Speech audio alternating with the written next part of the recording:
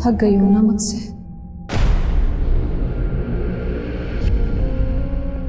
मैं भी थक गई हूं खुद से। अब जीना नहीं चाहती मैं। मार दो मुझे। मेरी जिंदगी किसी काम की नहीं है रोजी। प्लीज मुझे इस नरक से मुक्ति दे दो।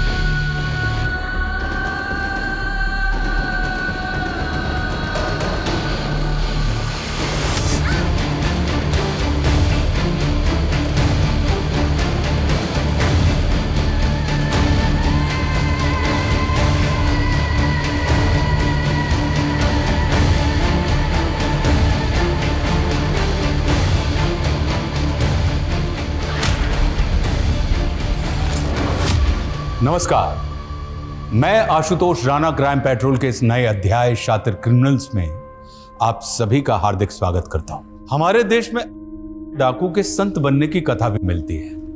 वहीं दूसरी तरफ हमारे यहां ऐसे लोग भी हैं जिन्हें कभी लोग अपना रोल मॉडल मानते थे, लेकिन कालांतर में वे कई घिनौने अपराधों में लिप्त हो गए। यह श्रृंखला एक आम इंसान के अंदर पनपते देव और दानव के द्वंद्व की एक मिसाल है। ऐसे द्वंद्व प्रत्येक मनुष्य के भीतर हमेशा चलते रहते हैं, लेकिन ऐसा क्या होता है जो इंसानियत गर्त में और हैवानियत ऊंचाई पर पहुंच जाती है? यह केस कभी ना खत्म होने वाली एक ऐसी असहनीय पीड़ा है जिसने मनिका के शरीर और उसके अंतर्मन को तोड़कर रख दिया था। मनिका की यह दुर्गति ऐसे शातिर और खूंखार अपराधी द्वारा की गई थी जिसने एक विकराल दानव का रूप ले लिया था, जो हिंदुस्तान की लगभग हर इन्वेस्टिगेटिव एजेंसी का एक बड़ा सरदर्द बन गया था।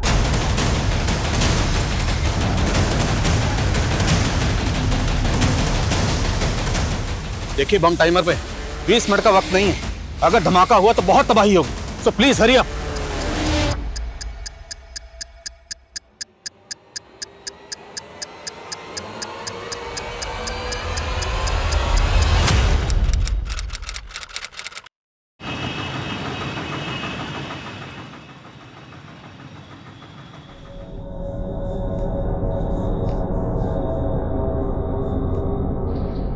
एक मिनट, क्या काम है? वो मुझे इस वार्ड के पेशेंट को इंजेक्शन देना है। लेकिन इस वार्ड में तो नर्स रोजी की ड्यूटी है। आप कौन? मैं मनिका। वो रोजी की तबीयत नहीं ठीक है तो मुझे इंजेक्शन देना होगा। ठीक है, जाइए।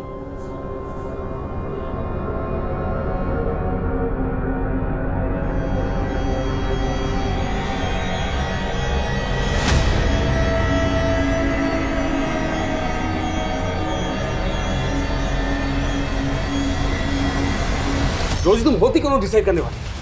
मुझसे बिना पूछे तुमने एक इंटर्न को इंजेक्शन देने के लिए भेज दिया? हाँ सर, मैं क्रिमिनल से बहुत डर गई थी सर। तो इंटर्न के इंजेक्शन देने से क्रिमिनल मर गया तो पुलिस को क्या जवाब देंगे हम? वो पहली वाली डर गई मेरे ऊपर से।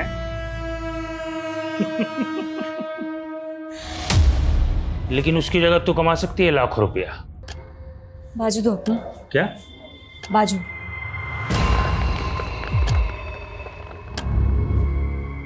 सिर्फ एक कॉल करना है और मेरा मैसेज पास करना है।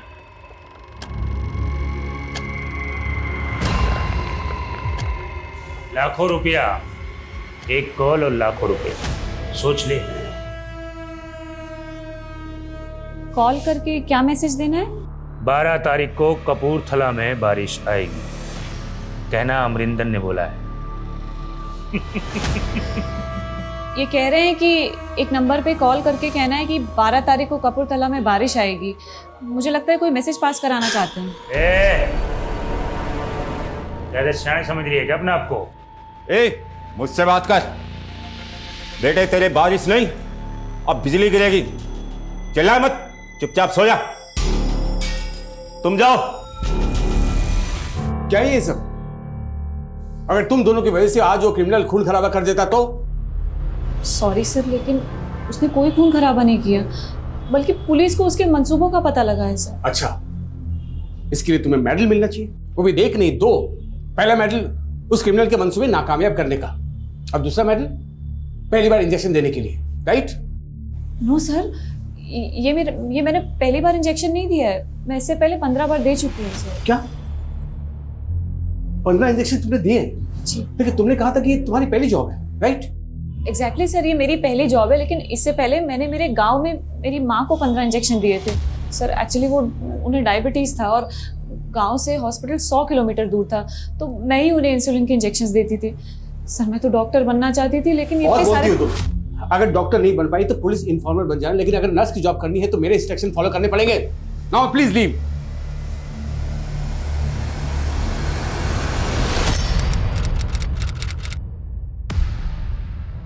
Yes sir. Come in Adil, have seat. Thank you sir. Last week में हुई एक मुठभेड़ में एक कट्टरवादी मारा गया था और उसके पास पड़ोसी मुल्क के 7 लोगों के पासपोर्ट मिले। उनमें से एक पासपोर्ट पे जुल्फिकार आलम का नाम था, लेकिन उस पर फोटो ये है। तुम्हें याद है स्पेशल सेल में प्रमोशन से पहले तुम्हारा आमना सामना इस क्रिमिनल से हुआ था। ऑफ कोर्स सर, ये गुलशन खन्ना है। यही चौंकाने वाली बात है कि ये गुलशन खन्ना बॉर्डर पार करके जुल्फिकार कैसे बन गया। बस सर, इसे 10 साल की सजा हुई थी। आई नो, इसे अभी भी जेल में होना चाहिए था, लेकिन जेल में बहुत बड़ा गुफअप हुआ है। इत्तेफाक से उस जेल में गुलशन खन्ना नाम के 2 कैदी थे। इस गुलशन खन्ना को 10 साल की सजा हुई थी और दूसरे गुलशन खन्ना को 8 साल की। तो मतलब गुलशन खन्ना को जमानत मिली, लेकिन उस जमानत पर वो गुलशन खन्ना बाहर नहीं गया, जेल से बाहर गया ये वाला गुलशन खन्ना। राइट, हमें इस गुलशन खन्ना उर्फ जुल्फिकार को ढूंढना होगा। मगर सर, अगर ये इस वक्त भी पड़ोसी मुल्क में हुआ तो? नहीं, इंटेलिजेंस का मानना है कि वो पड़ोसी मुल्क में ट्रेनिंग के लिए गया जरूर था, लेकिन अब शायद वो इंडिया में वापस अपने साथियों के साथ कुछ तो खतरनाक करने वाला है, जिसका कि सस्पेंस अभी तक बरकरार है। मेरे लिए क्या हुक्म है सर? इस गुलशन खन्ना को ढूंढना है और इंटेलिजेंस के हवाले करना है, और वो भी सिर्फ 15 दिन के अंदर। आई श्योर, ये गुलशन खन्ना जहाँ कहीं भी होगा ढूंढ निकालूंगा सर। अमरिंदर को आज ग्लोबल ग्रीन हॉस्पिटल से कोर्ट ले जाया जा रहा है।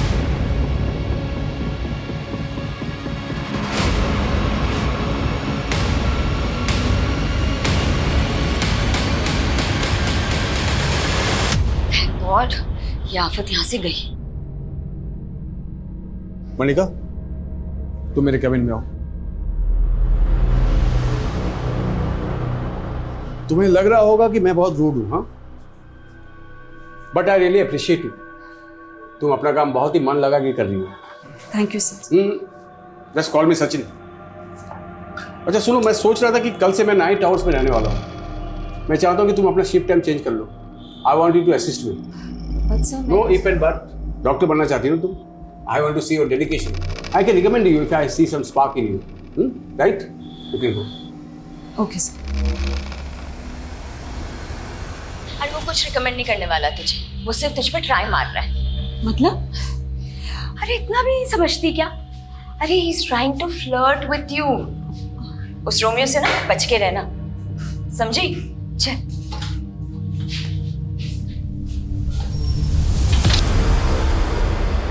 सर, रिकॉर्ड के मुताबिक गुलशन खन्ना पंजाब के फिरोजपुर का रहने वाला था और 10 साल पहले इसकी गिरफ्तारी के बाद इसकी मदर भी गुजर गई थी, और 3 साल पहले जब वो जेल से बाहर आया तब से वो फिरोजपुर में भी नहीं देखा गया। सर, शायद इसको पकड़े जाने का खतरा हो, इसलिए इसने बॉर्डर क्रॉस कर लिया। लेकिन एक छोटा सा क्रिमिनल बॉर्डर पार करने में कामयाब कैसे हुआ और कट्टरवादी बन गया? हो सकता है ये बाकी के भी गुलशन की तरह क्रिमिनल्स हों और कट्टरवादी बन गए। सर, क्रिमिनल डाटाबेस से इन सबके फोटो टैली करवाता हूँ। पर अहम सवाल ये है कि गुलशन खन्ना इतनी बड़ी जालसाजी करके जेल से फरार होने में कामयाब कैसे हुआ? आखिर जेल में चल क्या रहा था? 1 साल पहले मेरा यहाँ ट्रांसफ़र हुआ और जब से मैंने ज्वाइन किया यहाँ के रिकॉर्ड सब ऐसे ही थे। तिवारी जी, आपने इस जेल को कब ज्वाइन किया, आपका कब ट्रांसफ़र हुआ, मैं जानने नहीं आया हूँ। मेरे लिए मुद्दा ये है कि जब जमानत गुलशन खन्ना 2 को मिली तो जेल से बाहर गुलशन 1 कैसे चला गया? अनफॉर्चुनेटली इन दोनों की फ़ोटो इंटरचेंज हो गई, लेकिन मैं इसमें इन्वॉल्व नहीं हूँ। इसकी जांच बैठी है। गुलशन खन्ना 2 अभी जेल में है ना, हमें मिलना है उससे। साहब मुझे नहीं पता था कि मेरी जमानत करवाई गई थी। वो दूसरा गुलशन जरूर कोई 30 मार खा होगा जो इतना बड़ा खेल करके चला गया साहब। जरा हम भी जाने कितना बड़ा 30 मार खा था। और क्या जानते हैं इसके बारे में? साहब मैं उसके बारे में कुछ नहीं जानता, यहाँ तक कि मेरी उससे कभी बात भी नहीं हुई। इधर जेल में वो हमेशा मकबूल भाई से चिपका रहता। साहब इधर जेल में हर कोई मकबूल भाई की इज्जत करता था। फिर हम भी मिलते हैं इस मकबूल भाई से। साहब मकबूल भाई को तो फांसी की सजा सुनाई गई, उनको तो फांसी भी होगी। व्हाट? मुझे नहीं मालूम था तुम शांतिनगर में रहती हो। वैसे रोज मैं यहीं से जाता हूँ, मैं तुम्हें ड्रॉप कर दिया करूंगा, ठीक है? नहीं डॉक्टर वो सचिन, भूल गई तुम? देखो इतना फॉर्मल होने की जरूरत नहीं है ना, इतना हेजिटेट करने की। Relax. Hello. What the hell? क्या हुआ? वो क्रिमिनल अमरिंदर पुलिस कस्टडी से भाग गया। सर कमें? सर गुलशन खन्ना के अलावा बाकी किसी के भी क्रिमिनल रिकॉर्ड्स का मालूम नहीं चला। वो मकबूल जैदी, गुलशन खन्ना जिसके टच में था वो क्रिमिनल लॉयर था, तो पूरे चांसेस हैं कि मकबूल जैदी उस लॉयर को भी जानता हो जिसने दूसरे गुलशन खन्ना की जमानत करवाई थी। हो सकता है सर। और सर मकबूल जैदी का पास्ट रिकॉर्ड भी काफ़ी इंटरेस्टिंग है। उसने टाडा कोर्ट में एक ऐसे आदमी की पैरवी की थी जो 7 साल पहले बॉम्ब ब्लास्ट में सस्पेक्ट था, और फिर वो केस हार गया और वो आदमी कट्टरवादी प्रूव हुआ।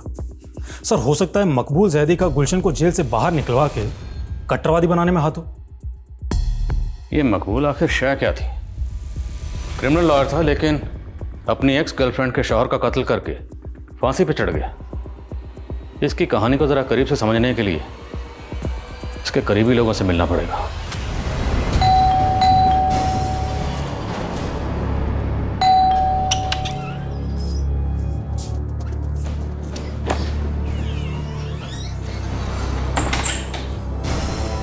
क्या हुआ? इतनी डरी हुई क्यों लग रही है?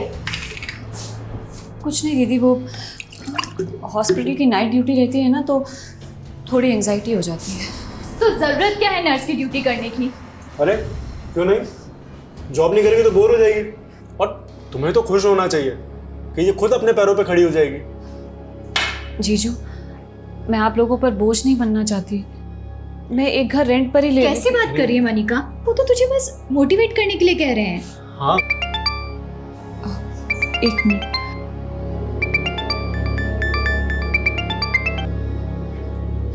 हाँ रोजी, मैंने तुझे कहा था आग से दूर रहने के लिए, लेकिन तू तो उसी के साथ खेलने लग गई। अब ना तेरा कुछ नहीं हो सकता, कोई नहीं बचा सकता तुझे। मेरे भी होश उड़े हुए हैं रोजी, कुछ समझ में नहीं आ रहा है जब से वो क्रिमिनल भाग गया है। अरे मैं उसकी बात नहीं कर रही, मैं डॉक्टर सचिन की बात कर रही हूँ। लगता है तूने उनका प्रपोजल एक्सेप्ट कर लिया, तभी उनके साथ कार में राइड कर रही थी। अरे वो उन्होंने ऐसे फोर्स किया ना मुझे कि मैं मना ही नहीं कर पाई।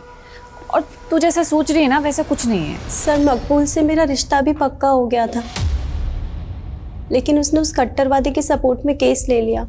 इससे मेरे घर वालों को लगा कि वो अच्छा आदमी नहीं है और हमारा रिश्ता तोड़ दिया गया। उसके बाद मेरा निकाह कहीं और हो गया, लेकिन मकबूल ने मेरे शौहर को भी मार डाला और जेल जाने के बाद भी लगातार फोन करके मुझे परेशान करता रहा। सर मकबूल जेल जाने के बाद आपको फ़ोन करता था? जी सर, सिर्फ फ़ोन कॉल्स नहीं, मैसेजेस, ईमेल, ये सब भी किया करता था और कहता था कि जेल तोड़कर आ जाएगा और मुझे किडनैप कर लेगा। सर जब तक उसे फांसी नहीं हुई ना, मैंने एक सांस चैन की नहीं ली। सर मकबूल आपको जिस नंबर से कॉल करता था और जिस ईमेल आईडी से मेल करता था, वो दोनों प्लीज़ लिखिए आप।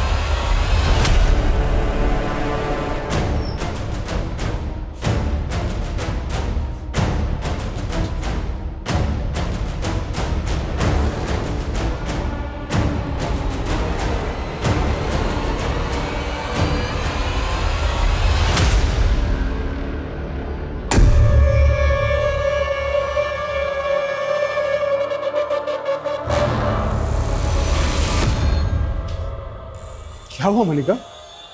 तुम इतनी डर क्यों गई? Are you all right? ठीक हो?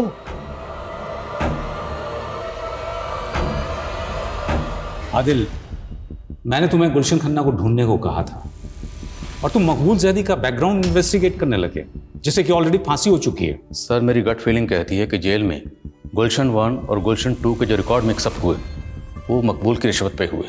हालांकि मकबूल अब इस दुनिया में नहीं है, इसलिए उसका किया सामने लाना थोड़ा मुश्किल है।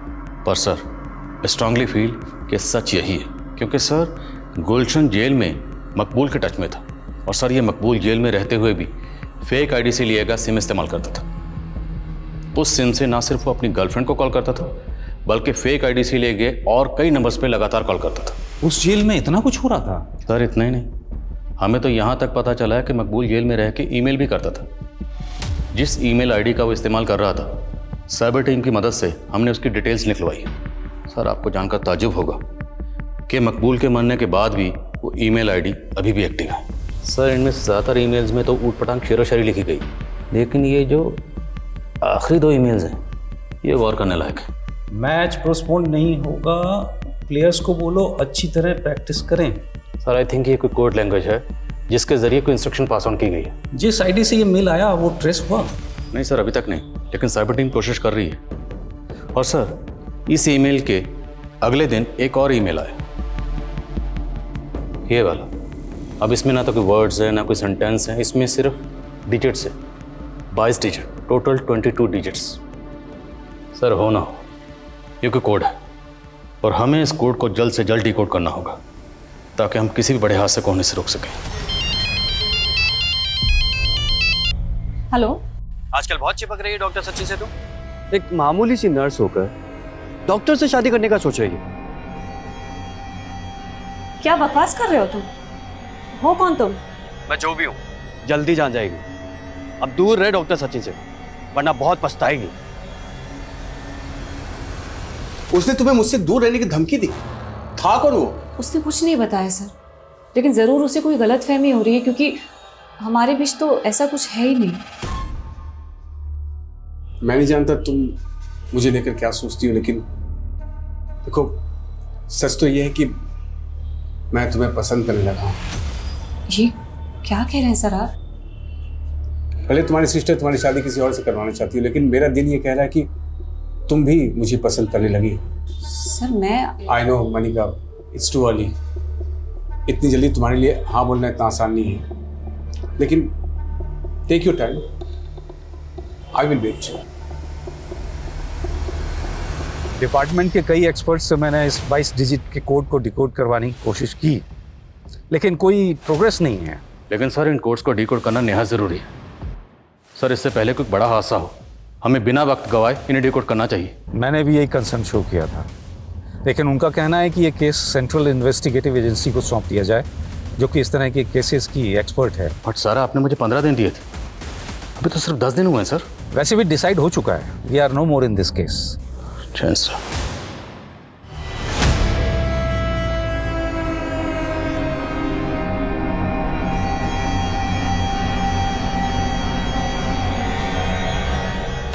तो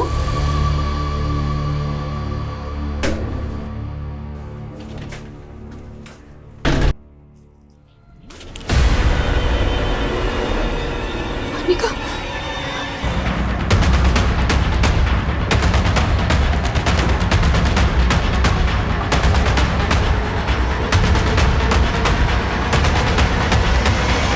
मनिका की हालत बहुत क्रिटिकल है सर। उसके साथ किसी ने चेंजिंग रूम में। सिस्टर आप हमें क्राइम सीन दिखा सकती हैं? Yes this don't touch, don't just no. जी सब मनिका को ना सिर्फ मारने की कोशिश की गई है, बल्कि शायद उसके साथ रेप भी। सर चेंजिंग रूम के आसपास के एरिया में कोई सीसीटीवी इंस्टॉल नहीं है। मनिका कल नाइट ड्यूटी पे थी, उसकी ड्यूटी 5 बजे तक चली होगी, उसके बाद वो चेंज करने के लिए वहाँ आई है। भले चेंजिंग रूम के पास कोई सीसीटीवी इंस्टॉल नहीं, पर अब क्या दुनिया के सारे क्राइम का पता सीसीटीवी से चलेगा? हॉस्पिटल है, इतना बड़ा स्टाफ है, स्टाफ की आंख और कान तो खुले होंगे ना। इतना बड़ा कांड हुआ, किसी ने कुछ देखा नहीं, कुछ सुना नहीं। How it's possible? सर अभी तक तो किसी ने कोई स्टेटमेंट नहीं दी है। अब पता नहीं ये काम आउटसाइडर का है इनसाइडर का है। मैं हॉस्पिटल के बाकी सीसीटीवी फुटेज चेक करवा रहा हूँ। Quick sir.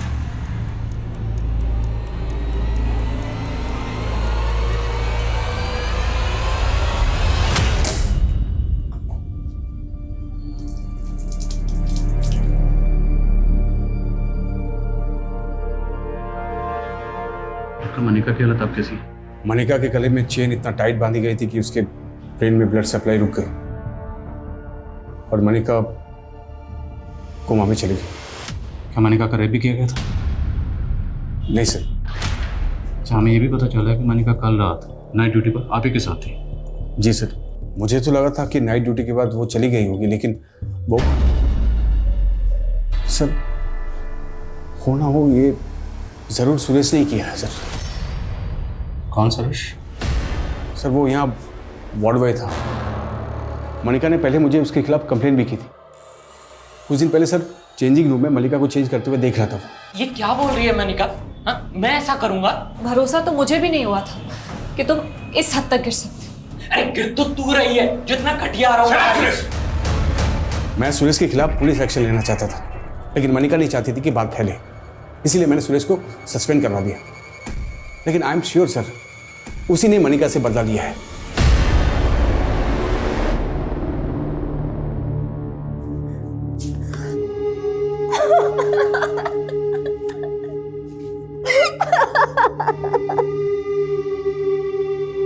सर मैंने कुछ नहीं किया सर। सर मनिका को पहले भी गलतफहमी हुई थी सर, उसने मेरे ऊपर झूठे आरोप लगाए थे। तो इसी बात की खुंदक निकाली, तब जो नहीं कर पाया वो अब कर दिया। सच कह रहा हूं सर, मैंने कुछ नहीं किया। संदीप। सर सर सुनो सर। अगर मनिका का उस वार्ड बॉय से कुछ भी इशू था तो उसने इस बारे में आपसे तो जिक्र किया होगा। नहीं सर, उसने कुछ नहीं बताया, लेकिन वो काफी दिनों से कुछ डरी डरी सी रहती थी।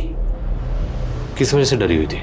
सर इस बारे में उसने कुछ नहीं बताया, पर वो नाइट ड्यूटी में बिल्कुल कंफर्टेबल नहीं थी। अच्छा, मनिका के कानों में जो ईयरिंग्स थे, आप लोग कुछ बता सकते हैं? मनिका किस तरह के ईयरिंग्स पहनती थी? सर मनिका तो सोने के रिंग्स पहनती थी और हाथों में सर सोने की चूड़ियां पहनती थी। ये देखिए सर। सर कौन? हमने वार्ड बॉय सुरेश के घर को अच्छी तरीके से चेक किया, लेकिन ना जिस पीसीओ से मनिका को कॉल किया गया था, इस पीसीओ का नंबर है और ये पीसीओ संत नगर में आपके घर से महज 300 मीटर की दूरी पर है। ये कॉल किसने किया होगा? एक्चुअली सर मुझे भी मनिका ने ये नंबर दिखाया था, उसको इसी नंबर से थ्रेट कॉल्स आ रही है। Threat calls? Yes sir. Actually sir मेरा और मनिका का अफेयर था और कोई मनिका को धमकी दे रहा था कि वो मुझसे दूर रहे। ये बात आपने हमें पहले नहीं बताई? हाँ सर, मैं बताने वाला था, लेकिन उस वक्त मुझे ज़्यादा डाउट सुरेश पे था। Thank you.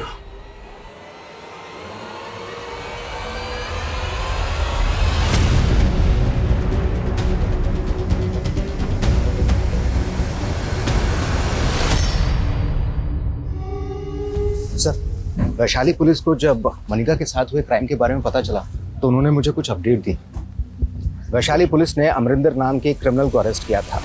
उसका इलाज उसी हॉस्पिटल में चल रहा था और मनिका की वजह से उसके कपूरथला के एक अड्डे का पता चला था, जहां पर उसकी हथियारों की खेप भी पकड़ी गई थी और हॉस्पिटल से निकलते ही अमरिंदर फरार हो गया। हो सकता है अमरिंदर ने ही मनिका के साथ में ये किया, बदला लेने के लिए।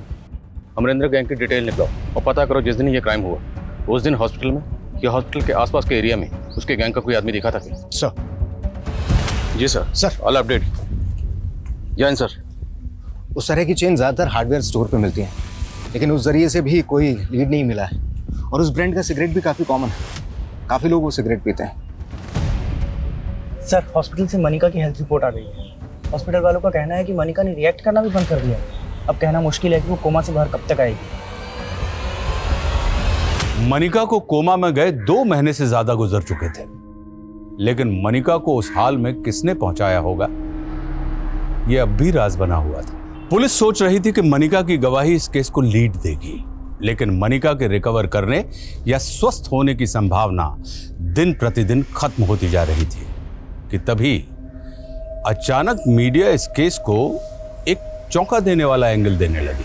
इस क्राइम को लेकर मीडिया में ज्यादा कोई हरकत नहीं थी, लेकिन मैं आज इस केस से जुड़े कई रहस्य उजागर करने वाली हूँ। ग्लोबल ग्रीन हॉस्पिटल की नर्स, जिसे उसके ही हॉस्पिटल के चेंजिंग रूम में उसे मारने की कोशिश की गई, उसके साथ हुए असल गुनाह की सच्चाई छिपाई जा रही है।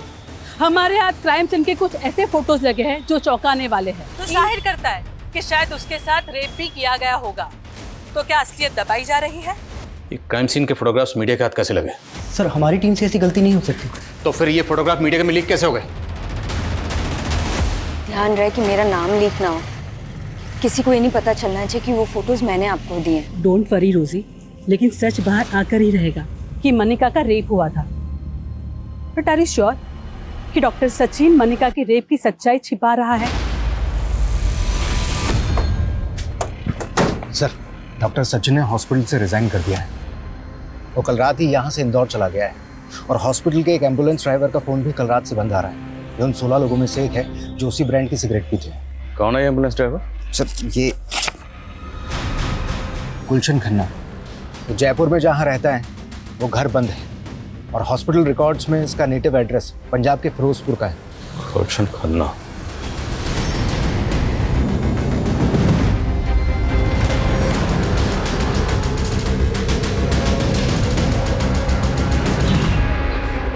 गुलशन अगर फिरोजपुर नहीं पहुंचा तो गया कहाँ? पता नहीं सर। सर लेकिन डॉक्टर सचिन गायब नहीं है। लेकिन डॉक्टर सचिन के रिजाइन करते ही गुलशन खन्ना गायब हुआ है। हो सकता है इसमें इन दोनों की मिली भगत हो। इस डॉक्टर सचिन पर नजर रखो और गुलशन खन्ना, इसके लिए लुकआउट नोटिस जारी करो। Okay sir. गुलशन खन्ना 10 साल पहले मनिका का गुनहगार था, जिसे पुलिस ने 10 साल पहले खबरियों की टिप पर चंडीगढ़ से गिरफ्तार कर लिया था। लेकिन क्या 10 साल बाद वो वाकई जुल्फिकार आलम बन चुका था, या फिर ये कोई ऐसा चक्रव्यूह था जिसमें पुलिस उलझ कर रह गई थी? ऐसा लग रहा है एक सदी गुजर गई यहाँ पड़े पड़े। मैंने जिस नज़र से इस दुनिया को देखा था, वो दुनिया तो अब बहुत बदल गई होगी। लेकिन क्या उस बदली हुई दुनिया में अब कोई ऐसा होगा जो मेरे बारे में सोचता होगा? देखो अरुंधति, मनिका भले ही पिछले 10 सालों से कोमा हो, लेकिन हमारा संविधान किसी को भी इच्छा मृत्यु की इजाज़त नहीं देता।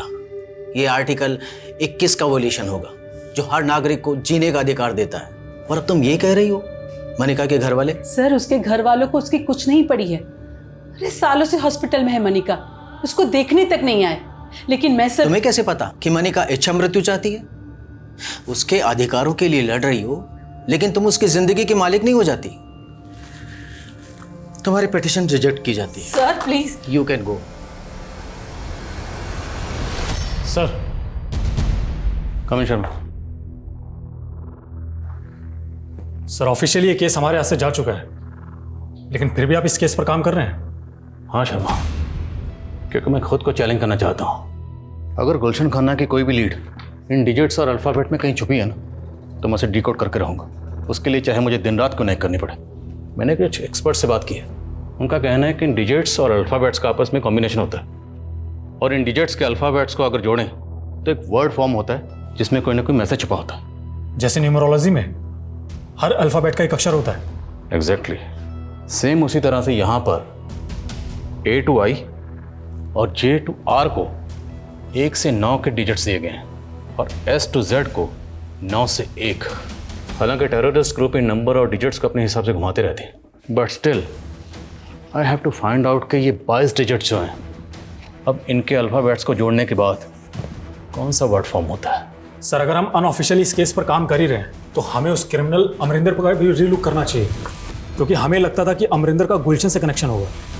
हाँ बस शर्मा, अमरिंदर तो काफ़ी लंबे अरसे से अंडरग्राउंड है ना। सर अगर मान लें कि अमरिंदर का गुलशन से कनेक्शन हो, तो मकबूल भी अमरिंदर से कनेक्टेड हो। मुमकिन है, इन्वेस्टिगेट इट।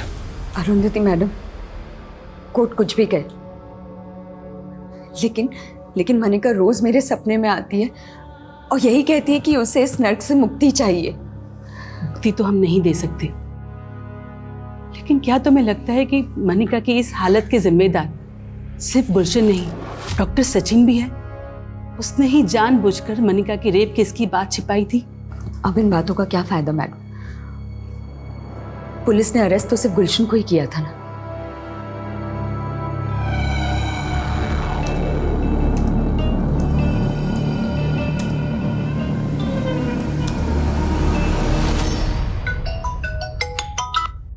बोला शर्मा। सर मैं अमरिंदर की इन्फॉर्मेशन कलेक्ट करने के लिए उसके होम टाउन गंगानगर आया हुआ था। सर मुझे गंगानगर पुलिस स्टेशन से 3 साल पहले हुए 2 बहनों के रेप केस के बारे में पता चला है, जिनकी लाशें पेड़ पे लटकी हुई मिली थी। और इसका हमारे केस से कोई ताल्लुक? सर कनेक्शन है। इस रेप केस के एक विटनेस ने उन दोनों बहनों के साथ एक अज्ञात आदमी को देखा था। उसका स्केच भी बना था और वो स्केच गुलशन खन्ना के चेहरे से मैच करता है जब गुलशन खन्ना जेल से फरार हुआ था। मतलब जेल से फरार होने के बाद गुलशन खन्ना ने गंगानगर में 2 लड़कियों का रेप और कत्ल किया। जी सर। और सर मनिका के केस में भी यही सवाल उठते थे कि मनिका का भी रेप हुआ था। और उस वक्त डॉक्टर सचिन ने साफ साफ कहा था कि मनिका का रेप नहीं हुआ है। मेरे साथ हुए गुनाहों के राज रोज मेरे अंदर मर रहे हैं और कोई नहीं जानता मैं क्या चाहती हूँ, जिंदगी या मौत।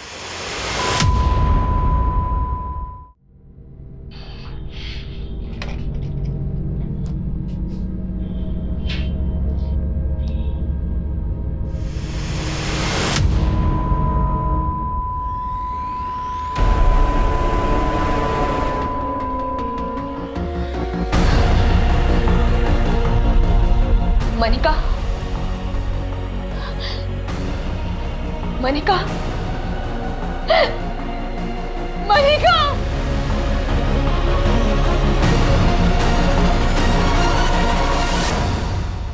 मनिका के लिए की जा रही इच्छा मृत्यु की फरियाद अदालत लगातार अस्वीकार करती जा रही थी, लेकिन 10 साल से मनिका के अंतर मन में चलती आ रही उसके दर्द की पुकार कुदरत ने ऐसे सुनी कि उसे खामोश मौत का फैसला सुना दिया। लेकिन मनिका मरने के बाद भी मीडिया के लिए जिंदा हो गई। मुद्दा फिर से गर्म होने लगा और यह सवाल दोबारा उठने लगे कि क्या उसका 10 साल पहले रेप भी हुआ था। और जब यह जग जाहिर हो गया कि मनिका का गुनहगार गुलशन खन्ना जेल से फरार है, तो पुलिस चारों तरफ दबावों से घिर गई। सर हम गुलशन खन्ना का तो अभी तक पता नहीं लगा पाए, पर मुझे लगता है कि जो 22 डिजिट का कोड था वो मैंने डिकोड कर लिया है। तुमने डिकोड कर लिया? Yes sir. सर इस कोड में ये जो टोटल अल्फ़ाबेट्स हैं उनको इस तरह से डिज़ाइन किया गया है, A to I और J to R, इन्हें 9 से 1 के डिसेंडिंग नंबर्स दिए गए, और S to Z इनको 9 से 2 के डिसेंडिंग नंबर्स दिए गए। और सर इन अल्फ़ाबेट्स को जोड़ने के बाद जो पॉसिबल वर्ड सामने आया है वो है सर इमानुद्दीन चौक। और ये जो बचे हुए डिजिट्स हैं इनके कोई अल्फ़ाबेट बन के कोई वर्ड नहीं बनता? नहीं सर, पर सर गौर करने वाली बात है, अगर हम इन डिजिट्स को गौर से देखें और इनको डिवाइड करें sir this way 15/06/1630, it could be sir 15 जून 1630। 15 जून मतलब कल सर। कल इनामुद्दीन चौक में कुछ बड़ा होने वाला है sir. It could be terrorist attack sir. अगर हमने जल्दी कुछ नहीं किया तो जान माल का नुकसान हो सकता है। अगर ऐसा है तो हमें चांस नहीं लेना चाहिए। Go ahead, I will give you full support. Chance sir. जय। सर क्या थ्रेट है सर? सर सुबह से नज़र बनाए हुए लेकिन कुछ भी समझ में नहीं आ रहा है। 4 बज गए, आधा घंटे बाकी, रिस्क नहीं ले सकते। मार्केट खाली करो सर। वो भाई देख के चल। अरे भैया आपकी चाबी। हेलो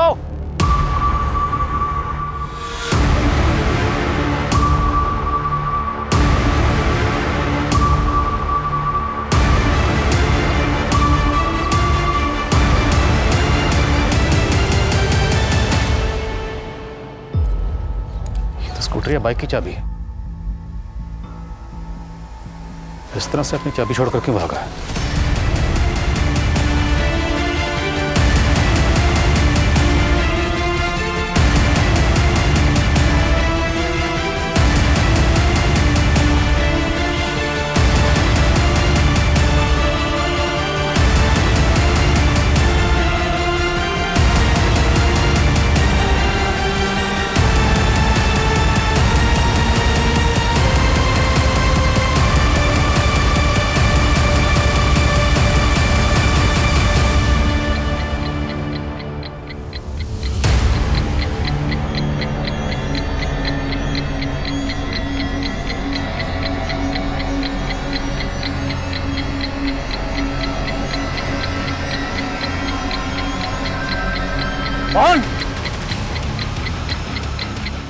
बम यही है, तुरंत बम स्क्वाड को फोन करो और पूरा इलाका खाली करो।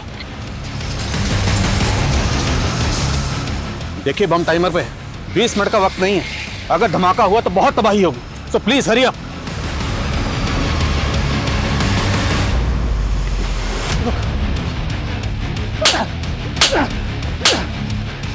बाकी ग्रुप के लोग कहाँ इधर हैं? हाँ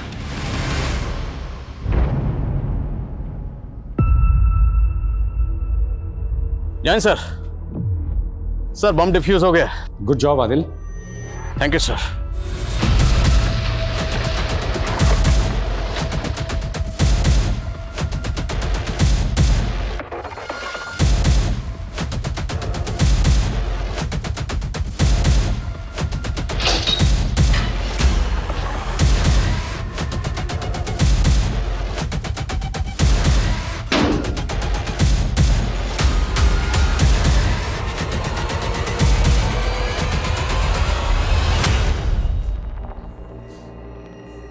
शुरू।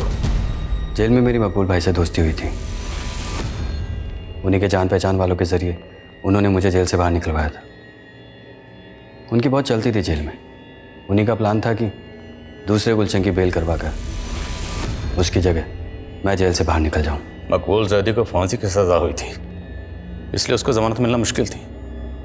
इसीलिए उसने इस मिशन पर अपनी जगह तुझे भेजा। हाँ साहब, मैं जेल से सजा काट कर बाहर निकलता भी तो मुझे कोई नहीं पूछता। और यहाँ मुझे एक नई पहचान, एक नई जिंदगी मिल रही थी। किसी मासूम की जिंदगी उजाड़ कर तो खुद के लिए नई जिंदगी ढूंढ रहा था।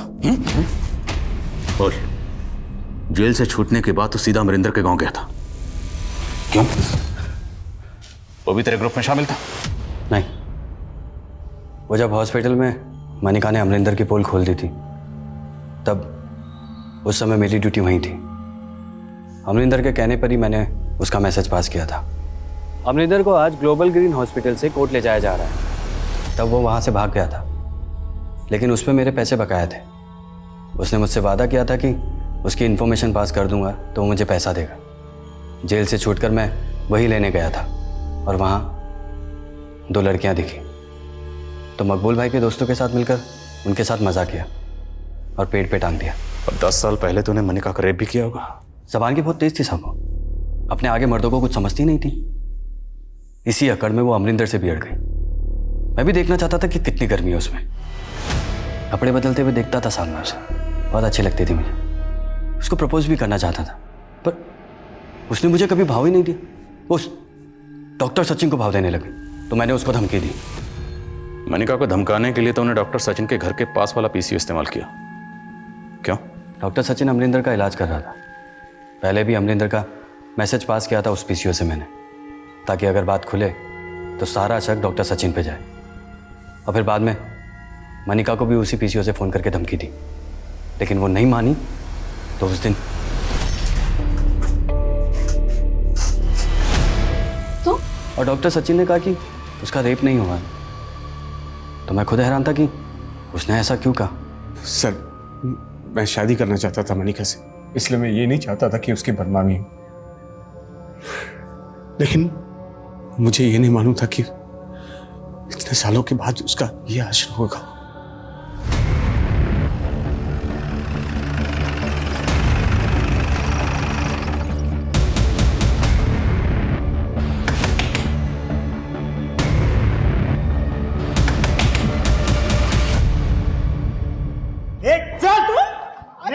प्रकाश, नमस्कार, मैं आशुतोष राणा क्राइम पेट्रोल सतर्क के नए अध्याय शातिर क्रिमिनल्स में आप सभी का हार्दिक स्वागत करता हूं। इस श्रृंखला में हम ऐसे कुख्यात अपराधियों की बात करेंगे जिनके दिमाग के काम करने का तरीका देखकर आपकी रूह तक कांप जाएगी कि इंसानी दिमाग किस तरह से आपको अचंभित करने की क्षमता रखता है। पावर इस दुनिया का सबसे बड़ा नशा है, लेकिन क्या पावर किसी का सगा होता है? जवाब है नहीं। और इसका सबसे बड़ा उदाहरण है भस्मासुर। आप सभी जानते हैं कि भस्मासुर यदि किसी के सर पर हाथ रख देता था तो वो भस्म हो जाता था। हुआ क्या? एक दिन उसके ही पावर ने उसे ही भस्म कर दिया।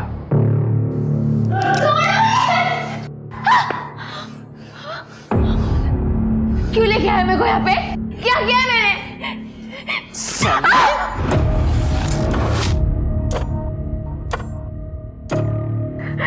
तेरे को बोली थी ना मैं, मेरे बेटे से लगन लगा ले, लेकिन तेरे को तो बहुत चर्बी चढ़ी है ना। क्या बोली मेरे को कि तेरा बेटा हैवान है, मैं उसके साथ शादी नहीं करेगी। हैवान दिखता है तेरे को ये? हाँ, सुन, इसको अंदर ले जा, ऐसे मजे करना इसके साथ, उसके बाद मैं काम पे रख लेगी इसको झाड़ू पोछे के लिए।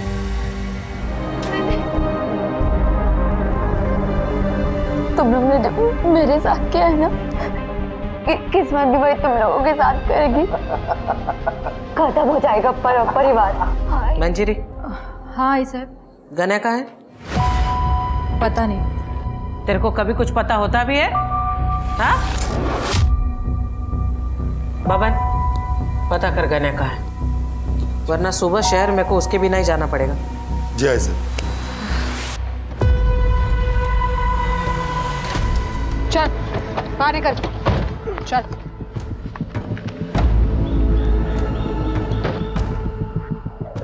यहाँ पे क्यों लाए मेरे को? गलती हो गई गणेश जी, माफ कर दो। अभी तुम आजाद हो, भागो। मला माहिती है, जैसे ही मैं भागना शुरू करूंगा तुम लोग मुझे पीठ पर गोली मारो। हमारे हाथ में हथियार दिख रहे हैं? दिख रहे हैं क्या? पीठ पे गोली नहीं मारते हम लोग। अब विचार बदले, उसके पहले निकल निकल।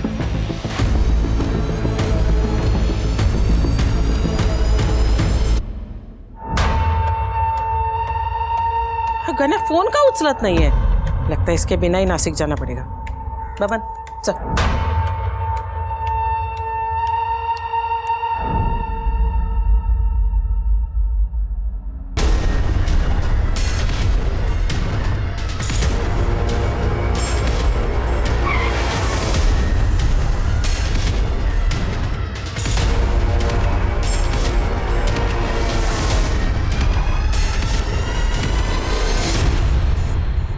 कहा था ना, पीठ पे गोली नहीं मारेंगे। लोकल पुलिस को बता दो कि एनकाउंटर हो गया है। सर चल चल चल, अंगूठा लगा। मैं इस कागज पे अंगूठा नहीं लगाऊंगा। क्या? अंगूठा नहीं लगाएगा? लगाऊंगा। अंगूठा नहीं लगाएगा? चल चल, अंगूठा लगा। है पूरे हैं? हाँ, चेक किया मैंने। चलो, कुछ तो अच्छा काम किया मेरे नवरे ने। ए, लाओ ना रे अंगूठा, काय को मेरे इतना टाइम खोटी कर रहा है?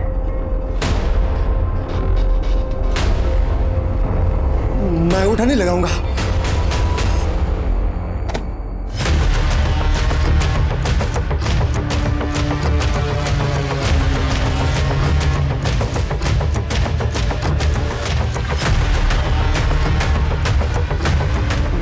ऐसे तो इंस्पेक्टर देशमुख आला।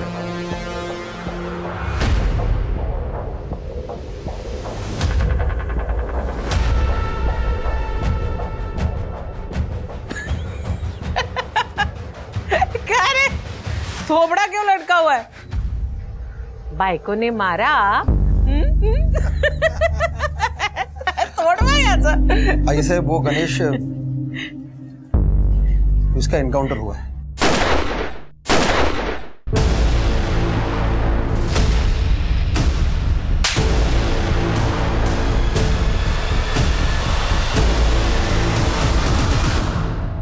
मुंबई से कोई टीम आई है। क्यों? बैंक रॉबरी इन्वेस्टिगेशन के लिए। उसका इस केस से क्या लेना देना? वो लोग बस कोई ना कोई बहाना लेके आते हैं ताकि सब कुछ लीगल लगे, और हेडक्वार्टर ने भी उन्हें अचानक भेजा तो मैं भी कुछ कर नहीं पाया। और आज सुबह हमें पता चला कि जंगल के पास गणेश की लाश पड़ी है। गणेश! भाई साहब, मुझे माफ कर दीजिए।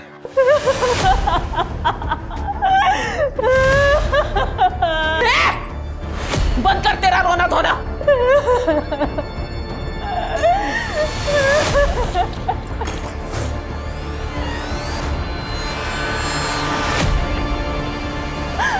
आई, गने गया तो क्या हुआ? मैं हूं ना, मैं उसकी जगह संभालूंगा।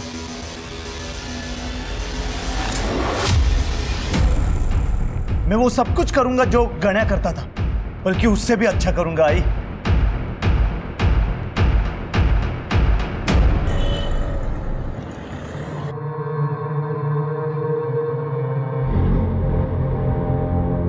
मेरा गण्या चला गया। पक्का पक्का किसी ने उसकी पुलिस को चुगली की है। ए, इकड़े। मैंने तेरे को पूछा था ना कल, गण्या किधर है? हाय साहब, आपको पता है ना, वो मुझे कभी बता के नहीं जाता था। बाइक है ना त्याची तो तेरा पति किधर जाता है, क्या करता है, ये सब पता लगाना तेरी जिम्मेदारी थी ना। हाँ बाबान, पता लगा उस गद्दार का।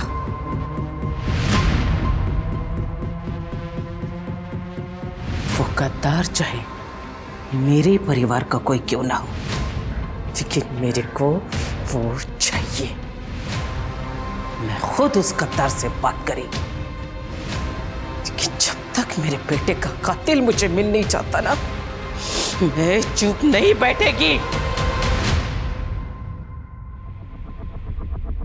सर, ये रही आई साहब की पूरी फाइलें जो हमारे पास है। ढूंढो, स्टोर रूम में, बाथरूम में, और भी फाइल्स मिलेंगी। एक बात तो क्लियर है, तुम्हें या तुम्हारी टीम को इन केसेस की कुछ पड़ी नहीं है। 30 से ज्यादा केसेस पेंडिंग है और एक भी केस में कोई हलचल नहीं। धूल तो देखो इन पे।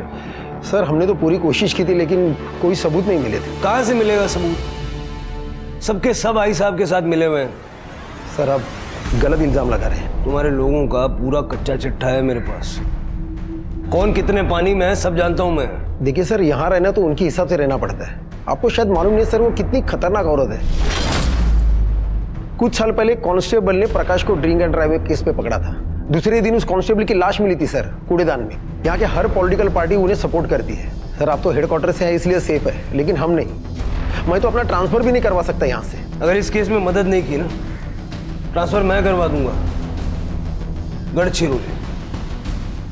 देशमुख, अगर चाहते हो कि सब कुछ ठीक रहे, तो मुझे सारी अंदर की खबरें चाहिए। हमारी मदद करोगे तो एटलीस्ट एक काम तो सही करोगे। अरे ये देखो, आई साहब की इनलीगल धंधों की लिस्ट है। देखो, मेरे साथ तो साक्षात हुआ था। मेरी जमीन जबरदस्ती हड़प ली इन लोगों ने। हाँ, और मेरा घर और दुकान दोनों हड़प लिया है। अरे मैं रास्ते पर आ गया हूँ। ये तो अच्छा हुआ कि पुलिस वाले मुंबई से आ गए और इन सब बातों का खुलासा हुआ। अब ऐसा लगता है कि इस औरत के जुर्म से हमें मुक्ति मिलेगी। लेकिन जिसने भी ये आर्टिकल लिखा है, वो साहसी रिपोर्टर है कौन?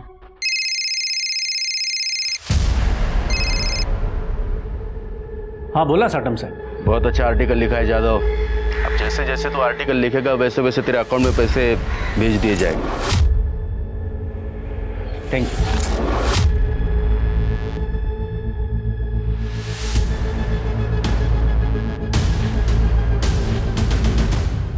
अरुण, अरुण, ये सब क्या है?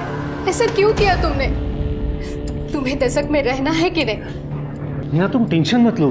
हाँ, रिलैक्स, बैठो। देखो मीना, ज्यादा टेंशन तुम्हारी सेहत के लिए, हमारे बच्चे के लिए अच्छा नहीं है। मुंबई से जो टीम आई है ना, वो आई साहब को सबक सिखाने के लिए आई है।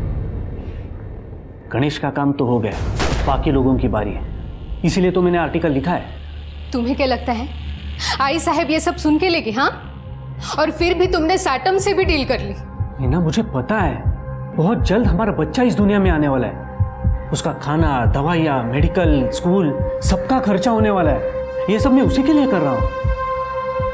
सब कुछ ठीक होगा। भगवान करे ऐसा ही हो।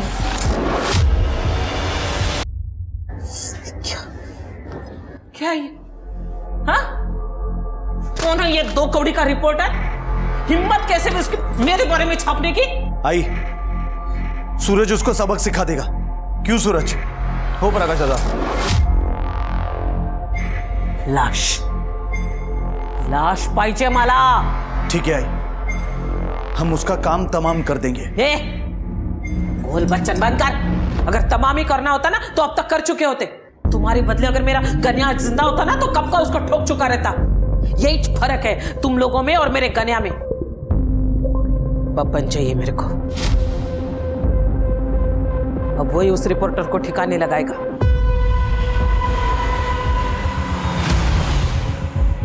चल बारह, चल चल चल भाग। मुझे पता है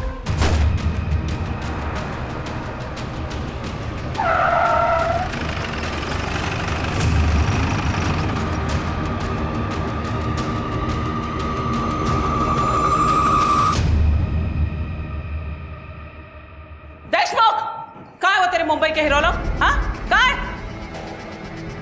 ए हीरो, फाइल में क्या ढूंढ रहा है रे? ये देख, इधर खड़ी है मैं तेरे सामने। सबकी आई साहब इधर खड़ी है। हिम्मत है ना तो ठोक, अब भी ठोक। और ये देख, पूरा परिवार लेकर आई मैं। ये प्रकाश, सूरज, मेरा पति, उसका भाई विट्ठल, पूरे परिवार को लेकर आई। सबके तू छुप छुप कर किसी को मार ना सके। साले नामर्द, हिम्मत है ना तो अब भी इसी वक्त ठोक मेरे को। सबके सामने ठोक के दिखा। अच्छा परब, ये गोलियां जो हमें मिलती है ना, ये सरकारी होती हैं।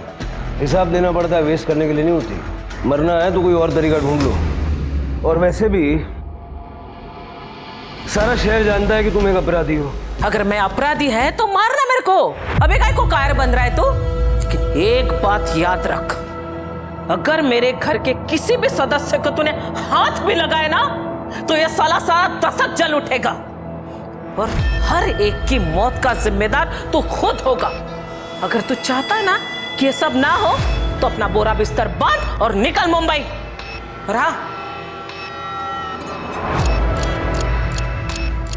रास्ते में अगर तेरे को कुछ दारू, मटन, चखना कुछ भी चाहिए होगा ना तो मेरे घर से उठा लेना। मैं शराब नहीं पीता और शुद्ध शाकाहारी।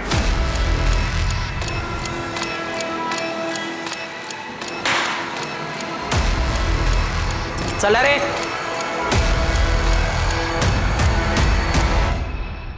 एनकाउंटर स्पेशलिस्ट अपमान के बाद चुप नहीं बैठने वाले थे और नतीजा यह हुआ कि आई साहब के 2 और वफादारों की बलि चढ़ गई।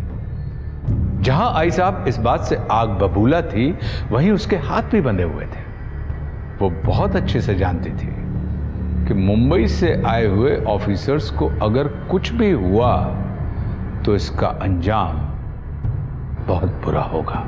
इसका नतीजा यह हुआ कि नासिक दशक की जनता का आत्मविश्वास बढ़ने लगा और उनमें से कईयों ने आई साहब के फरमान को मानने से इनकार करना भी शुरू कर दिया था। वहीं अरुण यादव ने आई साहब के काले कारनामों को उजागर करने वाले कई और सारे आर्टिकल्स लिखे और उन लेखों में अरुण ने मुंबई पुलिस की प्रशंसा भी की, जिससे आम जनता का मनोबल बढ़ गया। लेकिन आई साहब जानती थी कि अब उसे मुंबई पुलिस के आगे कुछ ऐसा करना होगा जिससे यह साबित हो सके कि नासिक दशक की असली मालकिन आज भी वही है।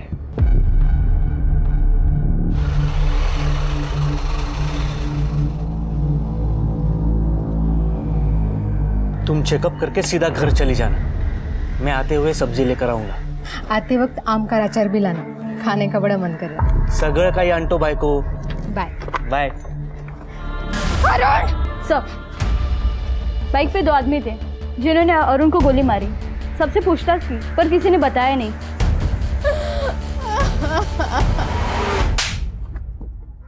ये काम ढंग से नहीं होता तुम लोगों से। आई साहब, मेरी गन नहीं अटकती ना तो मैं माँ कसम उसको भी ठोक देता। अब पूछो प्रकाश बाबू से। प्रकाश बाबू बोला ना वो। ये देख रहा है, अगर तो मेरा भतीजा नहीं होता ना तो अब तक तेरी उंगलियां उड़ चुकी होती। देशमुख, अब एक और गलती नहीं, एक कही वाईट बातमी मला ऐकायला नाही आली पाहिजे।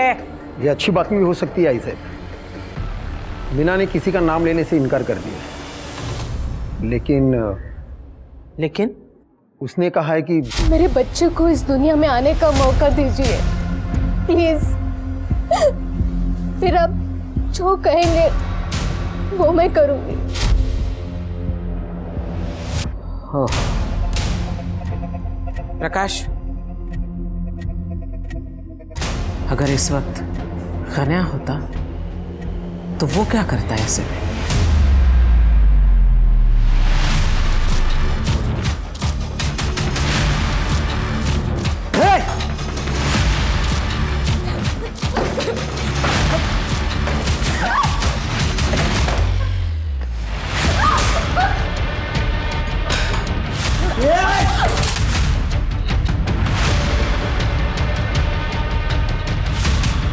मत करो, मैंने पुलिस को कुछ नहीं बताया।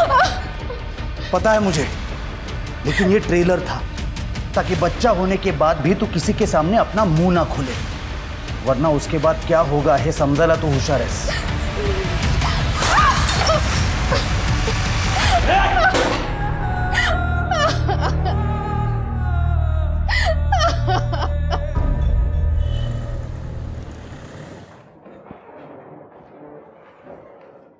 सर आपने बुलाया था? हाँ देशमुख साहब, इसमें लिखा है कि आशा परब के 3 बेटे हैं, गणेश, प्रकाश और अतुल, लेकिन अतुल का नाम कहीं मेंशन नहीं है। सर ये अतुल थोड़ा अलग दिमाग का आदमी है और वो रहता भी अलग से। अलग से 2 नंबर का धंधा करता है? नहीं सर, इसके उल्टा। अतुल दरअसल एक आदर्शवादी, नेक और अच्छा इंसान है और यही उसकी प्रॉब्लम है।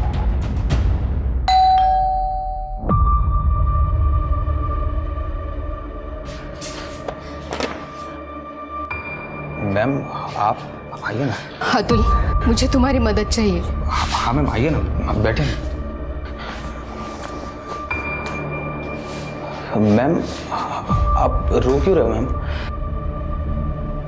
तुम्हारे परिवार ने मेरे अरुण को मेरी आंखों के सामने मार डाला।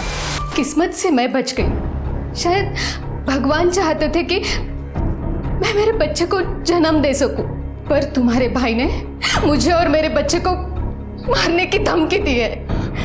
मैम आप मुझे बताएं मैं क्या कर सकता हूँ? मुझे और मेरे बच्चे को अपने परिवार से बचाओ।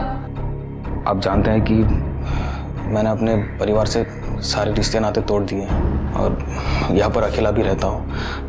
आपको और कुछ चाहिए तो मैं आपकी मदद कर सकता हूँ। ठीक है।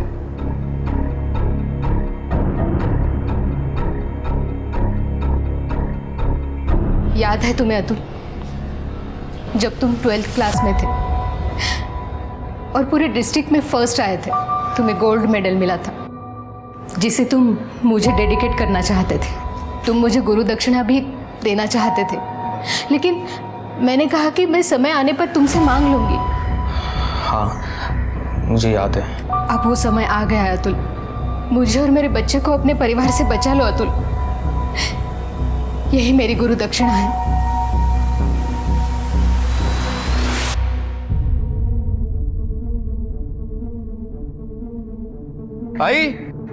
आई साहेब, बघा कोण आले? आई साहेब। अतुल तू? मुझे यहाँ देख के ज़्यादा सोचने की ज़रूरत नहीं है। मुझे मजबूरी में आना पड़ा मीना मैम के लिए। अच्छा बस इतना ही बोलने आया था? 20 साल रहा तू हमारे साथ, लेकिन बात किसके लिए करने आया? उस औरत के लिए जिसके पति की वजह से ये तेरे भाई को, मेरे गन्या को पुलिस ने ठोका। क्योंकि आप लोगों के कर्म ही ऐसे हैं। देखिए मुझे है ना आप लोगों की बातों में पड़ना नहीं है और उनसे मेहरबानी करके दूर रहिए, वरना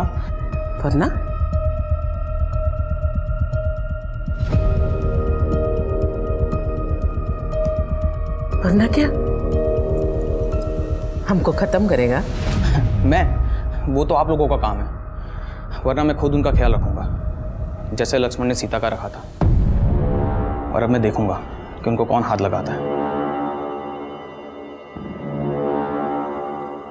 हा कसा माझ्या पोटी जन्माला आला? इसमें तो मेरा एक खून का कतरा भी नहीं है रे।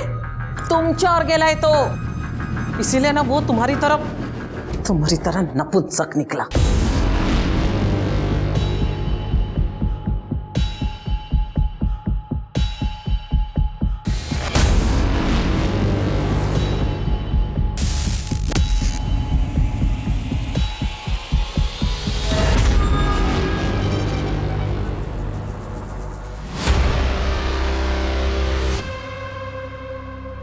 हाँ बाबू, बाबू आपने जैसा बोला था मैं मीना के घर पे ही नज़र रखे हुआ था।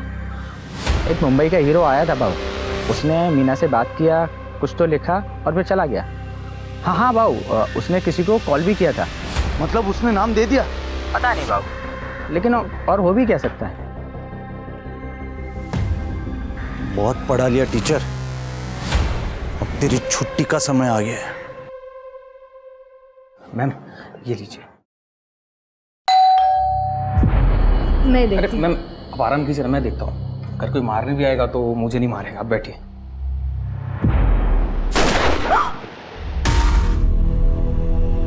मेरा बच्चा किसने मारा?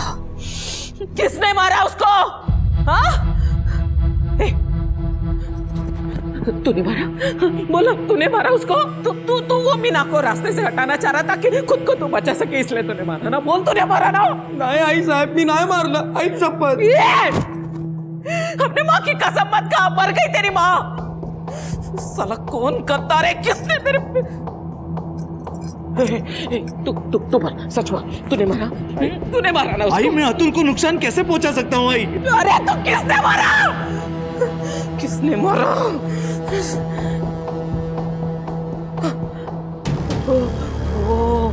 वो ऑफिसर है ना, पक्का उसी ने मारा मेरे बेटे को। उमेश जल्दी आ, फोटो दिखा मेरे को, जल्दी आ, फोटो दिखा, वो फोटो दिखा। हाँ। मेरे को मालूम है ये कौन है। ये देखिए, मेरे को मालूम तो साले यही ऑफिसर होगा। जा उस रिपोर्टर को बुला। हाँ सर। अब इसको मैं ठिकाने लगाएगी। मीना के घर के बाहर सब इंस्पेक्टर शिर्के की मौजूदगी की खबरें दूसरे अखबारों की सुर्खियां बन रही थी। उनके पीछे रखी हुई गन की फोटो को हाईलाइट करके सभी जगह दिखाया जा रहा था, जिससे हंगामा खड़ा हो गया। इसका नतीजा यह हुआ कि मुंबई से आए हुए ऑफिसर्स की टीम को डिपार्टमेंट से कॉल आया।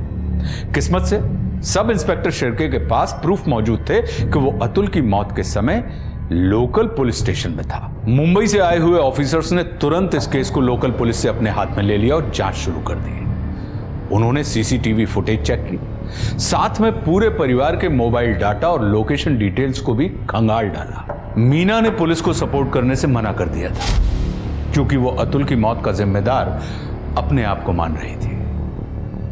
और जब सबको ऐसा लगने लगा कि अब पुलिस के हाथ में कुछ भी नहीं बचा है, तभी पुलिस को एक लीड मिली। सर, अतुल के मर्डर के 15 मिनट पहले सूरज के फोन की लोकेशन और 10 मिनट पहले प्रकाश के फोन की लोकेशन मीरा के घर की थी। उसके बाद ये दोनों अपने घर आ गए थे। फोन रिकॉर्ड से पता चला सर। देशमुख को बुलाओ। ठीक है सर।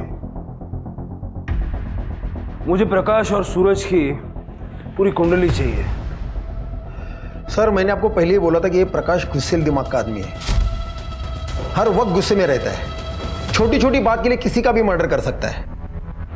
सर, ये प्रकाश गणेश को पसंद नहीं करता था, क्योंकि ये गणेश आई साहब का फेवरेट था, और ये भी पता चला है कि आई साहब के बाद वही गद्दी चलाएगा। लेकिन प्रकाश गणेश के अंडर काम करना नहीं चाहता था। सर, रही बात अतुल की, तो किसी की गिनती में भी नहीं आता था। हाँ, लेकिन सूरज वो जल्द से जल्द गद्दी पाना चाहता था। बाकी सबको पता है कि वो एक नंबर का आईएएस और लड़कीबाज आदमी है। तो प्रकाश ने अतुल को नहीं मारा? इससे क्या होगा उससे? इससे अच्छा वो आई साहब को मारता। और सूरज? सर, सूरज आई साहब के भाई का बेटा है। भाई की मौत के बाद सूरज को आई साहब ने छत्र छाया में लिया था। इस सूरज के भी सपने बहुत बड़े हैं, लेकिन सर ये सूरज आई साहब और प्रकाश से बहुत डरता है। प्रकाश और सूरज दोनों ही मीना के घर के आसपास थे, लेकिन मर्डर के टाइम में परिवार का कुछ ना कुछ कनेक्शन तो है। ये जो आदमी है ये परब परिवार का राइवल। पांडुरंग साटम सर। एक जमाने में दोनों टक्कर के थे, लेकिन आई साहब 2 कदम आगे। आई साहब ने लोगों को इस साटम से बचाना शुरू कर दिया और 2 साल पहले उस साटम को आई साहब ने तड़ीपार करवा दिया। मुझे साटम चाहिए, चाहे जहाँ भी हो, और कत्ल वाले दिन के उसके वेयरअबाउट्स निकालो सब। सर मैं रमेश पावड़े, नेहा का चाचा। सर ये लोकल मैटर है, इसे मुझे हैंडल करने दें। परब परिवार से जुड़ा हुआ कोई भी मामला लोकल नहीं है। हाँ तो आप क्या कह रहे थे? प्रकाश परब ने नेहा को किडनैप किया, लेकिन वो ऐसा क्यों करेगा? सर ऐसा है कि मेरे भाई और मेरे भाभी की 10 एकड़ जमीन थी हाईवे के पास, और जैसे ही डेवलपमेंट की अनाउंसमेंट हुई तो आई साहब वो जमीन 1 लाख रुपए को खरीद करना चाहती थी, तो भाई ने ना कर दिया। तो आई साहब हमें बार बार धमकाने लगी। सर हम यहाँ कंप्लेंट लिखवाने भी आए थे देशमुख साहब के पास। आई साहब ने हमारे भाई और भाभी को मार डाला। प्रकाश ने जब से उसे देखा था ना, उससे वो शादी करना चाहता था। सर आप ही बताइए, जिस लड़की के माँ बाप को जिसने मारा है उससे वो शादी कैसे करेगी? इसलिए प्रकाश ने नेहा को किडनैप कर लिया। साहब 1 महीना पहले घर में जबरदस्ती घुसकर नेहा को उठा के ले गए। आप आभार हैं 1 महीने बाद? सर पहले हम लोग बहुत डरते थे, लेकिन जब से आपने आई साहब के लोग और आई साहब के गुंडों को मारा है ना, तब से हमारी हिम्मत बढ़ गई। अब तो आप ही प्रकाश को मारकर नेहा को वापस ला सकते हैं। सुपारी के लिए नजर आ रहे हैं हम। ये पुलिस स्टेशन में आप लोग सुपारी देने के लिए आए हैं? नहीं सर, माफ कर दो सर। साहब अगर कोई नेहा को बचा सकता है तो आप ही हैं। तृप्ति इनकी सारी डिटेल्स ले लो। Yes sir. नेहा पावड़े, सोचने दो मेरे को। नेहा पावड़े नहीं, मैं ऐसा कोई नाम भी नहीं सुना मैंने, और मेरे घर में होने का तो सवाल ही नहीं उठता। तरस आता है मुझे ऐसी लड़कियों पे। नेहा के चाचा ने FIR किया, आपके घर की तलाशी लेनी होगी। पूरा घर चेक करो अच्छे से। एक मिनट, वारंट है? नहीं ना? क्या है ना इंस्पेक्टर साहब, थोड़ा बहुत कानून मैं भी जानती हूँ। माइती ठेवा भी लगते हो, और अच्छा नहीं लगे ना मेरे पंटर लोग जो है ना मुंबई की हीरो का ऐसे कॉलर से पकड़ के ऐसे फेंक देंगे तो बेइज्जती होगी तुम लोगों की। अच्छा तो नहीं लगे।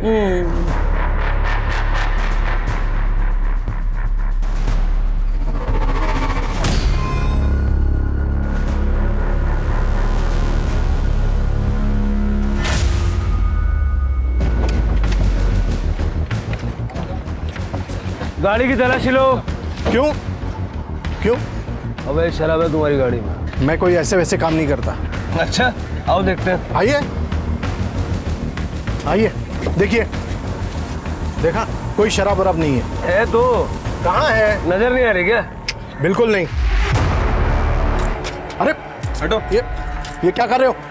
अरे ये क्या दिख रही है शराब? ये सही नहीं कर रहे इंस्पेक्टर। फोटो खींच। अरे ये क्या कर रहे हो? अरे खींच गाड़ी का नंबर, मुद्दा माल, इसको अरेस्ट करो और इसके घर का सर्च वारंट निकालो। ये सही नहीं है इंस्पेक्टर।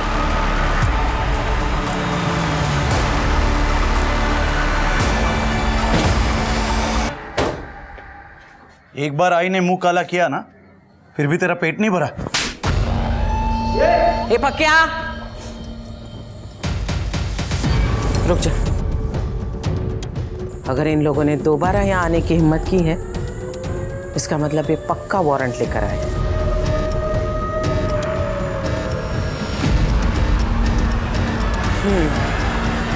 ठीक है, आप लोग घर की तलाशी ले सकते हैं। एक मिनट। तलाशी के पहले मैं आप लोगों को किसी से मिलाना चाहती हूँ। सुन भाई, बेटा बाहर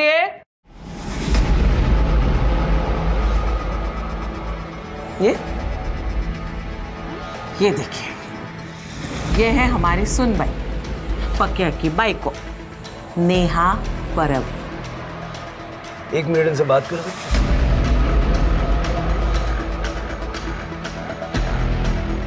क्या नाटक है ना? सब कोई नाटक नहीं है। प्रकाश मेरा पति है। देखो नेहा, तुम्हारे चाचा चाची ने कंप्लेंट फाइल की है। इन लोगों से डरने की जरूरत नहीं। साहब, मैं नहीं जानती कि चाचा जी ने आपसे क्या कहा, क्यों कहा। मैं बस ये जानती हूँ कि मैं अपनी मर्जी से प्रकाश से लगन की। देखो नेहा साहब, बच्ची इतना बोल रही है तो मान लीजिए ना, विश्वास कर लीजिए। पक्का? फोटो देखो।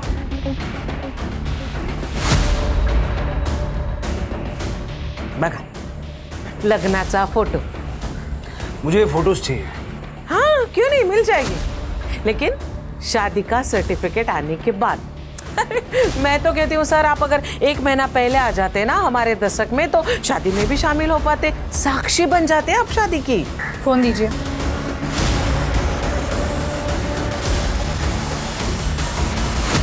सर, फोटोज मिल गई है। धन्यवाद। झालं समाधान? सुन बाई, चला चल। पावड़े दंपति को ढूंढो। अगर नेहा का ये हाल है तो हो सकता है कि प्रकाश या आई साहब ने उनको किडनैप किया। Yes sir. मुझे ये नहीं समझ आ रहा है कि नेहा ने ऐसा क्यों कहा कि वो अपनी मर्जी से शादी करके वहां रहती है। और उस फोटो वाले पंडित को भी ढूंढो।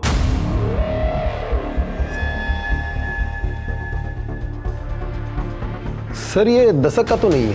ये केस के लिए बहुत इंपॉर्टेंट है, इसको ढूंढना होगा। ये फोटोग्राफ मुझे भी सेंड करो। सर मैं भी ढूंढता हूँ। सर, परब परिवार के फोन लोकेशंस चेक करने के दौरान एक इम्पॉर्टेंट इन्फॉर्मेशन हाथ लगी है। गणेश के एनकाउंटर वाले दिन सूरज उसके साथ था, लेकिन उसके बाद वो गायब हो गया। Hello hello. हाँ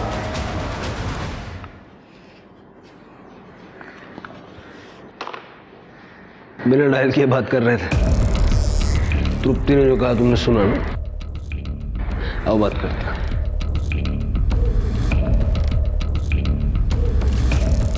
अंदर जो कुछ सुना जाके आई साहब को बता दो। अरे सर, मैं कैसे आई साहब को बताऊं? तुम्हें क्या लगता है मुझे नहीं पता कि आई साहब को खबरें तुम पहुंचाते हो?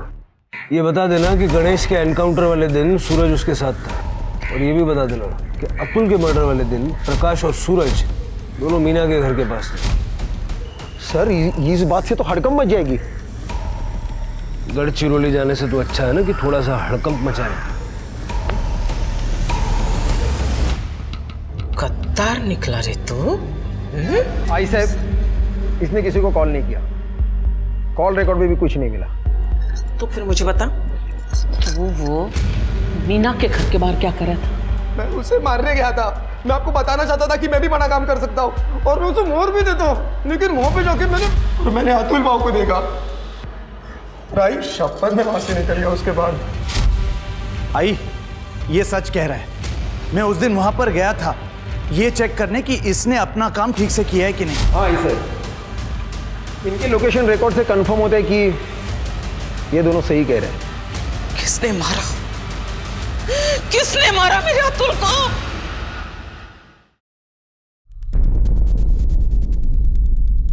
मैं पांडुरंग साटम। भले ही मेरी परब परिवार के साथ में दुश्मनी हो, लेकिन मैंने परब परिवार के किसी भी आदमी को और उनके गुंडे को नहीं मारा है। परब परिवार ने न सिर्फ तुम्हारा बिजनेस छीना बल्कि तुमको तड़ीपार भी करवाया। इसीलिए मैं उनका बिजनेस धंधा डुबाना चाहता हूँ। इसीलिए मैंने अरुण जादव को पैसा देकर उनके खिलाफ आर्टिकल लिखवाने को लगवाया और बाद में अरुण को मरवा दिया ताकि आई साहब को फंसा सको। मुझे मरवाना होता तो मैं डायरेक्ट आई साहब को मरवाता था ना। अच्छा था मेरे लिए, उनकी बादशाहत भी खत्म हो जाती और उनका धंधा भी मेरे हाथ में आ जाता। जब तक इन्वेस्टिगेशन खत्म नहीं हो जाती साटम को कस्टडी में रखो। सर। अरे मैंने क्या किया साहब? चलो पण माझं काही सर।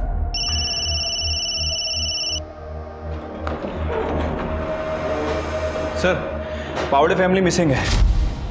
जैसा मैंने सोचा था, हमारी पहली और दूसरी विजिट के बीच में ये शादी हुई है, 2 दिन में। सर, पंडित का पता चल गया है, वो कल गांव आने वाला है। तो कल चला जाए फिर पंडित जी का आशीर्वाद लेने। हो साहिब, मैंने ही 1 महीने पहले इन दोनों का लगन करवाया था। पक्का? हाँ हाँ साहिब, परब परिवार को कौन नहीं जानता है, इसलिए मुझे अच्छे से याद है। बात तो आपकी सही है, और आप ठहरे भगवान के आदमी झूठ थोड़ी बोलेंगे। चलिए घर छोड़ देता हूँ आपको। पंकज के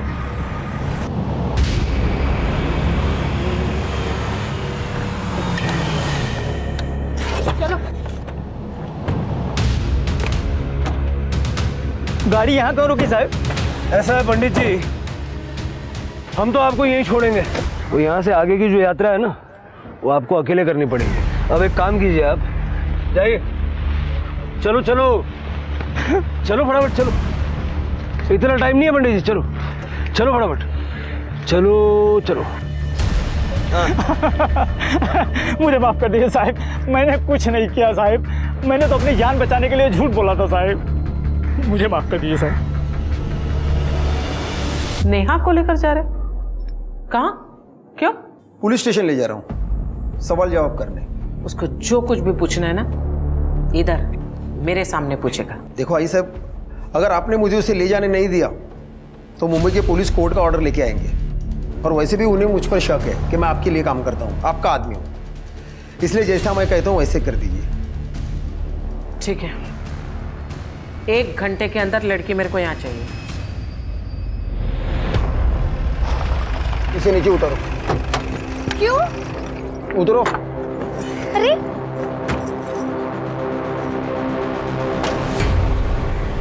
चलो उस गाड़ी में बैठो। लेकिन क्या हुआ है? जैसा कहा जा रहा है वैसा करो तुरंत। चलो चलो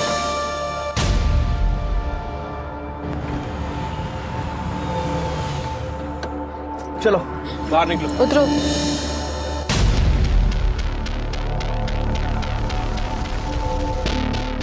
तुम जा सकती हो। नहीं नहीं, आप लोग मुझे मार दोगे ना? साहब आई एम सॉरी, मुझसे गलती हो गई। वो लोग ने मेरे को मजबूर किया था झूठ बोलने के। हम जानते हैं तुमने कुछ गलत नहीं किया, इसलिए तुम अपने चाचा चाची के पास जाने के लिए आसान। आपने ढूंढ लिया उन लोगों को? वो सुरक्षित है और तुम लोगों को आई साहब से डरने की जरूरत नहीं है। आई साहब की बादशाहत अब चंद दिनों के मेहमान है। Thank you sir. जाओ।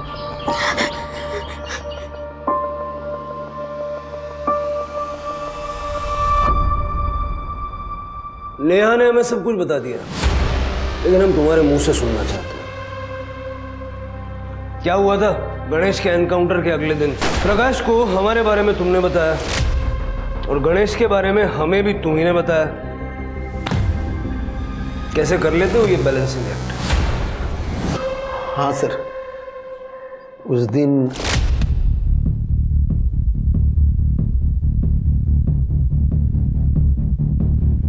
क्या हुआ?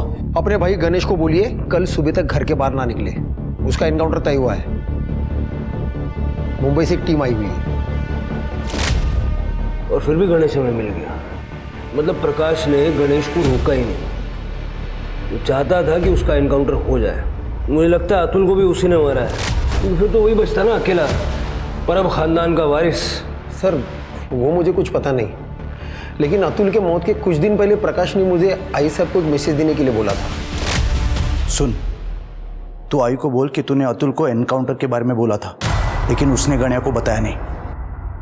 आई साहब आप विश्वास रखिए, मैं खरा बोलते हैं। उस दिन मैंने अतुल को मैसेज दिया था कि गणेश को घर से बाहर निकलने को ना कहे, लेकिन ये समझ में नहीं आया कि अतुल ने गणेश को बताया क्यों नहीं। मैं खुद जाता था मैसेज देने, लेकिन वो मुंबई से टीम आई थी इसलिए मैं जा नहीं पाया। तो अतुल ने गणेश को बताया क्यों नहीं? हरामखोर, साला गद्दार। आई साहब ने अतुल को मारा? मालूम नहीं सर, लेकिन उस दिन मैंने उनकी आंखों में खून देखा था।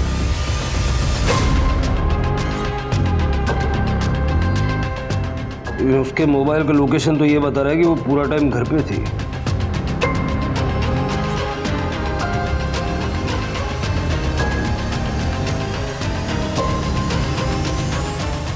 यहाँ मैं अतुल के कातिल को ढूंढने की पूरी कोशिश कर रही हूँ, आप मुझे पे इल्जाम लगा रहे। हमने विठल से पूछताछ की लॉकअप में। अतुल के कत्ल के समय मीना के घर में वो था। पहले हमें लगा कि उसने ही अतुल को मारा है, लेकिन बाद में उसने हमें बताया कि उस वक्त आप भी वहां मौजूद थी। वो तो सिर्फ आपके साथ था। झूठ बोल रहा है वो। हमारे पास प्रूफ है। ये सरोता, इस पे आपके फिंगरप्रिंट्स हैं जो ये प्रूव करते हैं कि अतुल को आपने मारा। आपके हाथ में ये सरोता जब मैंने देखा ना, तभी मैं समझ गया। उस दिन जब देशमुख ने मुझे बताया कि अतुल ने गन्या को उसका निरोप दिया ही नहीं, जिसके कारण मेरे गन्या का खून हुआ, तभी मेरा माथा ठनका। तभी मैंने सोचा कि अतुल को उसके किए की सजा मैं देकर ही रहूंगी। मेरा फोन घर पे था, इसलिए मैं वैसे ही चली गई विट्ठल के साथ। मुझे लगा कि शायद ये बात पुलिस के नजर में नहीं आया, इसलिए मैंने राहत की सांस ली और ये नया हरकित्ता लेकर आ गई। बात तो आपकी सही है। जब हमने अरुण का घर सर्च किया तो हमें कुछ नहीं मिला। बाद में हमें फोटो में ये सरोता दिखा, तो हमने उसे ढूंढ लिया। एक और बात, गणेश के एनकाउंटर के बारे में देशमुख ने अतुल को नहीं, प्रकाश को आगाह किया था।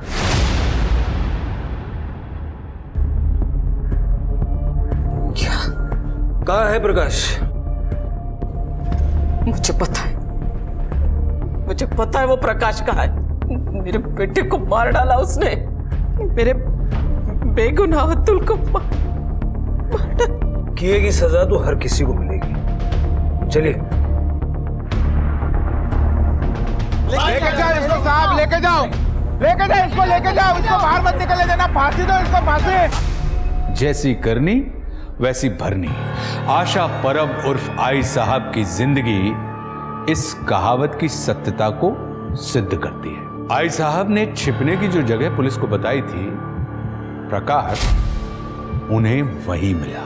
पुलिस ने प्रकाश पर आईपीसी की धारा 367 और 375 के तहत, हम अक्सर ये भूल जाते हैं कि पावर अपने साथ साथ जिम्मेदारियां भी लाता है। पावर का सही इस्तेमाल करना बहुत जरूरी है, इसलिए अपने फैसले सोच समझ कर लीजिए, क्योंकि आपके फैसलों में दुनिया बदलने की ताकत है और यही आपका असली पावर है। अब मैं आशुतोष राणा विदा लेता हूं आपसे। हम फिर मिलेंगे एक ऐसी ही कहानी के साथ जो आपको रखेगी सतर्क और जिंदगी को सुरक्षित। तब तक अपना और अपनों का ख्याल रखिए और देखते रहिए क्राइम पेट्रोल सतर्क। जय हिंद। क्राइम पेट्रोल के और भी दिलचस्प कहानी देखने के लिए हमारे चैनल को सब्सक्राइब करें और बेल आइकॉन दबाना न भूलें।